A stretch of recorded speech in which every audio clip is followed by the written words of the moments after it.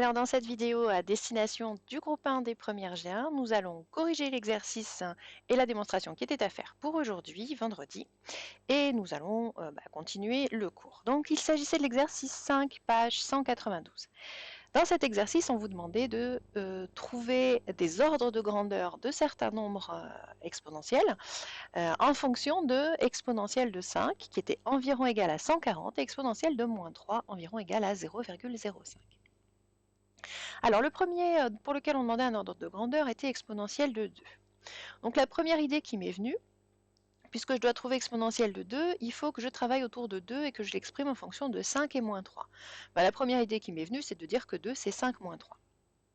Le souci ici, c'est que si je veux appliquer directement une des propriétés, c'est que j'aurais eu envie d'écrire que c'était exponentielle de 5 divisé par exponentielle de 3. Le problème quand on fait ça, et peut-être que vous avez essayé de le faire aussi, c'est que j'ai besoin d'exponentielle de 3 et c'est pas ce que j'ai exponentielle de moins 3. Alors exponentielle de 3, en fonction de l'exponentielle de moins 3, c'était possible de le trouver, mais là ça commençait à devenir compliqué. Moi j'ai eu l'idée de dire que 5 moins 3, eh bien c'est 5 plus moins 3, et d'appliquer cette propriété-là en disant que c'était donc égal à exponentielle de 5 fois exponentielle de moins 3. Et là, j'ai pu remplacer exponentielle de 5 par environ 140, exponentielle de moins 3 par 0,05 et j'ai trouvé 7.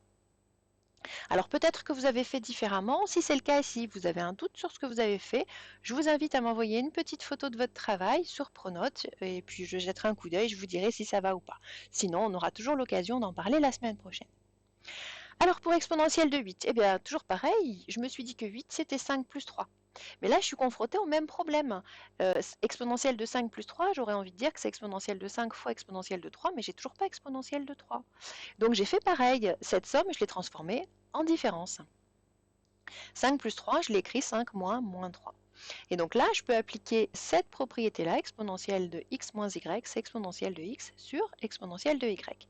J'ai donc exponentielle de 5 sur exponentielle de moins 3, et maintenant je peux utiliser les deux ordres de grandeur, 140 sur 0,05, 2800.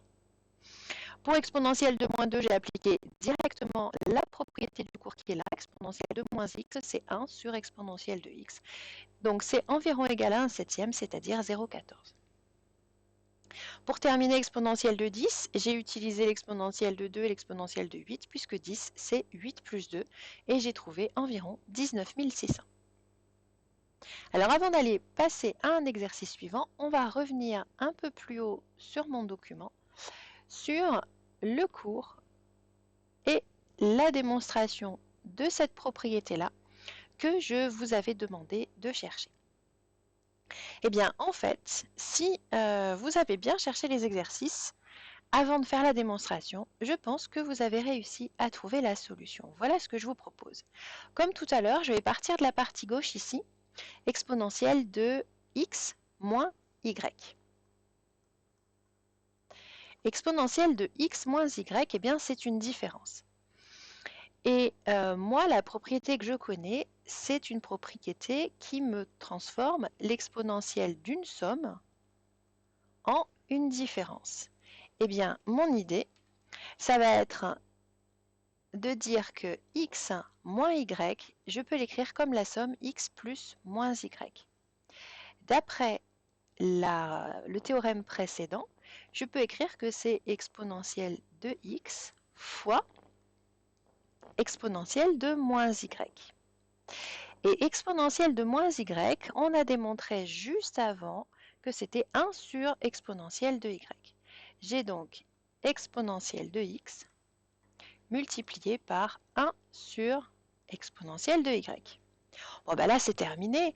D'après les règles de calcul de base d'algèbre, je sais que ça me donne exponentielle de x sur exponentielle de y. Et voilà, j'ai démontré que exponentielle de x moins y, c'est égal à exponentielle de x sur exponentielle de y. Alors, il nous reste une troisième ligne dans cette propriété pour tout entier naturel n. Exponentielle de nx, c'est égal à exponentielle de x puissance n. Alors celle-ci, on ne va pas la démontrer parce qu'elle nécessiterait encore une nouvelle méthode de démonstration mathématique qui s'appelle la démonstration par récurrence. Je vais juste vous montrer pourquoi ça peut bien fonctionner sans en faire forcément la démonstration. Je vais d'ailleurs changer de couleur. Je vous invite, vous, partie cours, à mettre ça au crayon ou d'une autre couleur éventuellement, à vous de voir. C'est pas une démonstration, hein, que les choses soient bien claires. Donc si je regarde pour n égale 2 par exemple.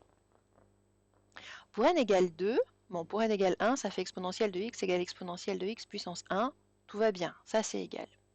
Pour n égale 2, ça me donne exponentielle de 2x. Et exponentielle de 2x, c'est exponentielle de x plus x. On est d'accord que x plus x, ça fait bien 2x. J'utilise mon théorème de base là, et ça me donne exponentielle de x fois exponentielle de x, c'est-à-dire exponentielle de x au carré. Eh bien en fait ma propriété, elle dit que ça reste vrai même si je fais 3, même si je prends 3, même si je prends 4. Et en fait de proche en proche, je pourrais m'amuser à continuer comme ça en disant finalement que exponentielle de 3x c'est exponentielle de 2x plus x, c'est-à-dire exponentielle de 2x fois exponentielle de x. Et exponentielle de 2x, eh bien, on vient juste de le démontrer au-dessus. C'est exponentielle de x au carré fois exponentielle de x. Et ça me donne bien exponentielle de x au cube. Alors vous comprenez bien que de proche en proche, on va y arriver. Pour tout n, on a bien exponentielle de nx qui est égale à exponentielle de x à la puissance n.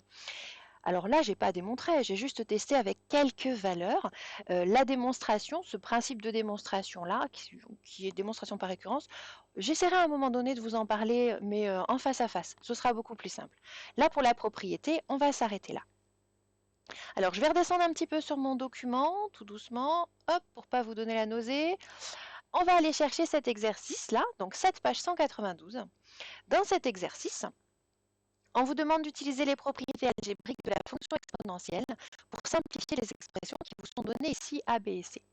Alors, les propriétés algébriques de la fonction exponentielle, ce sont les propriétés que l'on vient de voir depuis le début du cours, en fait. Donc, simplifier les expressions, en gros, il faudrait essayer de me les écrire sous la forme d'un seul exponentiel de quelque chose. Je vous laisse mettre cette vidéo en pause, le temps de chercher l'exercice. Prenez le temps qu'il faut, 5, 10, 15 minutes, et puis ensuite, vous remettez la vidéo en route pour pouvoir visionner la correction. Bien, on y va pour la correction de cet exercice 7. Donc, j'ai commencé par le A. Exponentielle de 2x moins 3 fois exponentielle de 4 moins x. Donc là, j'ai appliqué directement cette propriété dans ce sens-là. Le produit de deux exponentielles, c'est l'exponentielle de la somme. Donc ça me donne exponentielle de 2x moins 3 plus 4 moins x. Et en simplifiant dans la parenthèse, j'ai trouvé exponentielle de x plus 1. Pour le B, je vois que j'ai un produit ici. Par contre, j'ai un exponentiel qui est au carré. Donc pour pouvoir appliquer la même propriété qu'ici auparavant, il faut que j'ai un exponentiel de x tout seul et pas un exponentiel de quelque chose qui est au carré. Pour simplifier ce problème-là, le carré, je vais le faire disparaître entre guillemets en utilisant cette propriété-là. Exponentielle de x puissance n égale exponentielle de nx. Ça me donne donc exponentielle de 2 fois x moins 1 fois exponentielle de x plus 2, le 2 fois x moins 1, j'ai distribué, ça me donne 2x moins 2. Et là, je peux de nouveau appliquer cette même propriété en disant que c'est l'exponentielle de 2x moins 2 plus x plus 2, c'est-à-dire exponentielle de 3x, et on peut éventuellement, si on avait envie, dire que c'était l'exponentielle de x, le tout au cube. Pour la dernière, j'ai un quotient, mais attention, j'ai pas un exponentiel sur exponentiel pour pouvoir appliquer cette formule-là. Il y a le 3 qui me dérangeait un petit peu, je l'ai sorti du quotient comme ça. Et puis ensuite, j'ai appliqué la formule pour trouver exponentielle de x moins 1 moins 2x. Attention aux erreurs ici, le 1 moins 2x est entre parenthèses. C'est l'exponentielle de ce qui est dans cette parenthèse moins tout ce qui est dans cette parenthèse. Donc en enlevant les parenthèses, je change tous les signes, moins 1 plus 2x, et ça me donne au final 3 fois exponentielle de 3x moins 1. Voilà pour cet exercice 7. On va repartir partie court et travailler sur ce corollaire. Donc on va reparler un petit peu de suite.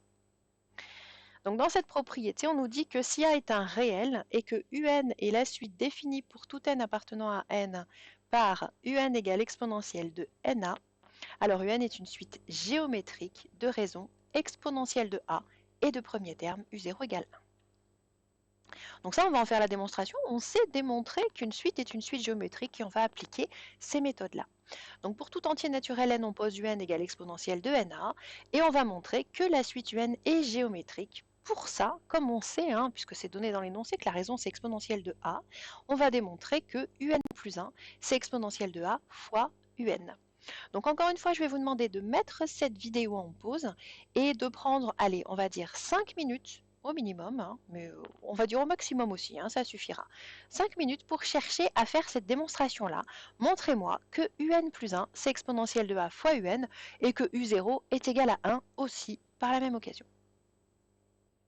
Allez, on y va. Cette démonstration, on va la faire ensemble pas à pas, en tout cas la corriger, puisque j'espère que vous l'avez trouvée. Alors, puisque je veux montrer que un plus 1 est égal à exponentielle de a fois un, je vais commencer par exprimer un plus 1 avec les outils que j'ai. Tout ce que j'ai, c'est l'expression de la suite un. Donc, je vais simplement remplacer n par n plus 1. Ça me donne exponentielle de n plus 1 fois a.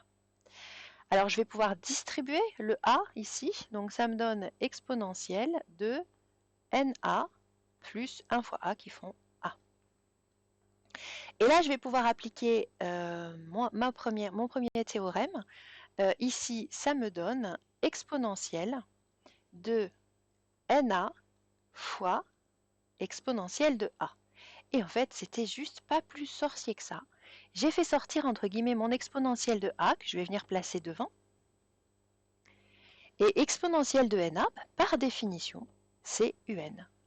Donc j'ai bien montré que un plus 1 est égal à exponentielle de a fois un. Je vais calculer u0 avant d'aller plus loin.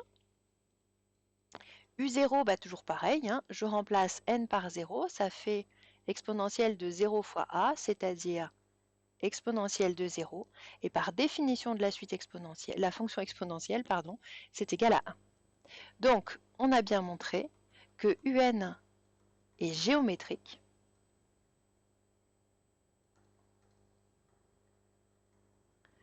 de raison exponentielle de a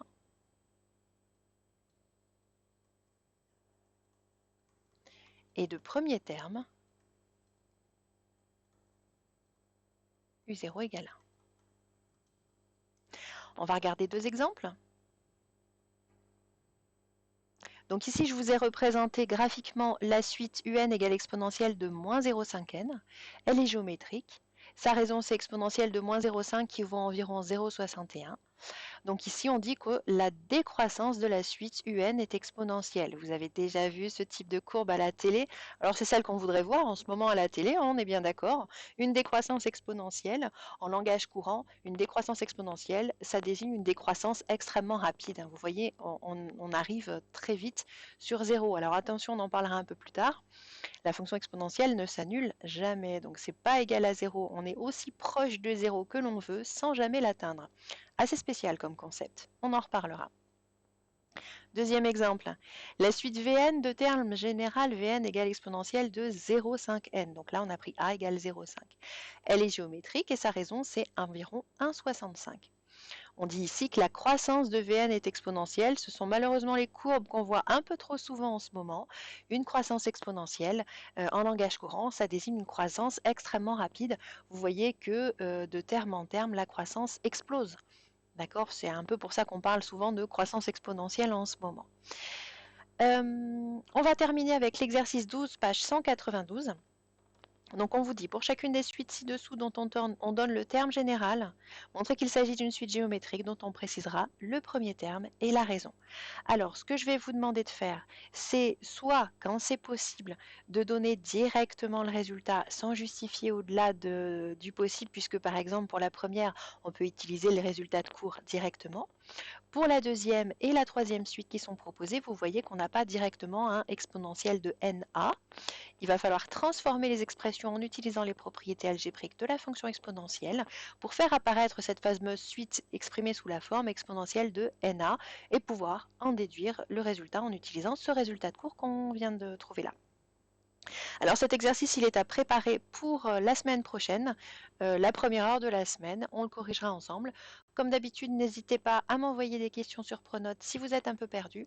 Je vous rappelle que votre évaluation sur les suites arithmétiques et géométriques se fera mercredi matin à 8 heures.